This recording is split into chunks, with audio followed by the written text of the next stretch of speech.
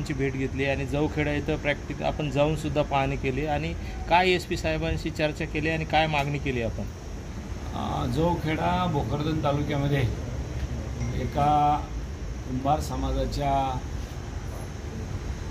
गरीब कुटुंबाला प्रचंड मारहाण केली आणि त्याचं राहिलेलं कुटुंब घर उद्ध्वस्त करण्याचं काम एके दिवशी रात्री अज्ञात इसमाने केलं असं त्याचं म्हणणं आहे। परंतु ते लोक सांगत होते की आम्हाला या लोकांनी लावून दिलं, त्या लोकांनी लावून दिलं, आपण कुठल्याही परिस्थितीत त्या आरोपीला पकडा, असं करा तसं करा। परंतु दुर्दैवाचा भाग असा आहे की कोणाला तरी मारलं जातं, त्याचं घर रातोरात पाडलं जातं।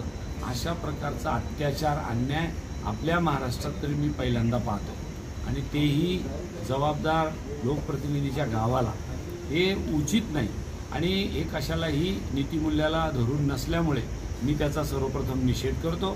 त्या आजीला, त्यांच्या मुलाला आम्ही सांगून आलो आहे की आम्ही आपल्याला प्रशासनाकडून न्याय मिळवून देऊ आणि तिथून तडक आम्ही सरळ एसपी साहेबाकडे आलो।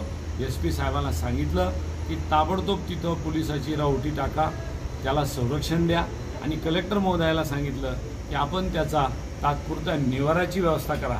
जर त्या निवाराची व्यवस्था केली नाही तर मग नैसर्गिक आपत्तीमध्ये जसं आपण लोकांना मदत करतो त्याच धर्तीवर यांना मदत करण्याची ही गरज आहे। आणि याचबरोबरच जिल्हा प्रशासन म्हणून एसपी साहेबाला आणि कलेक्टर साहेबाला सांगितलं आपण स्वतःसुद्धा एक व्हिजिट करून या की जेणेकरून जनतेला असं वाटेल की जिल्हा प्रशासनसुद्धा गरिबाच्या पाठीशी आहे, नाही तर कुणीतरी काही सांगावं आणि कुणालाही कुणी मारावं असा जो प्रघात या भोकरदन आणि जाफराबाद तालुक्यात आहे तो निश्चितपणाने बंद झाला पाहिजे। याचा विश्वास खऱ्या अर्थाने प्रशासनाकडून दिला गेला पाहिजे।